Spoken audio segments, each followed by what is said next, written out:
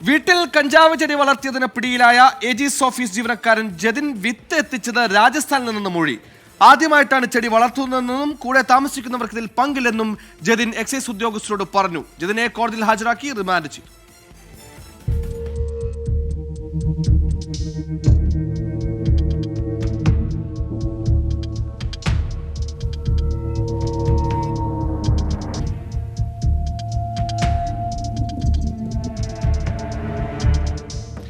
ഇന്നലെ രാത്രി തിരുവനന്തപുരം കമലേശ്വരത്ത് വീട്ടിൽ നടത്തിയ പരിശോധനയിലാണ് മട്ടുപ്പാവിൽ 5 മാസം പ്രായമുള്ള കഞ്ചാവ് ചെടികൾ എക്സൈസ് പിടികൂടിയത്.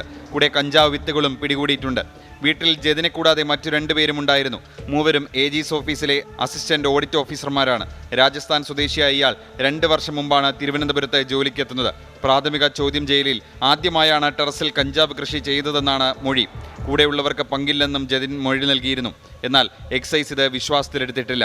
കഞ്ചാവ് കേസിൽ ജീവനക്കാരൻ പിടിയിലായ വിവരം എക്സൈസ് സംഘം ഏജീസ് ഓഫീസിൽ അറിയിച്ചിട്ടുണ്ട്. പ്രതിയെ കോടതിയിൽ ഹാജരാക്കി റിമാൻഡ് ചെയ്തു. 24 തിരുവനന്തപുരം.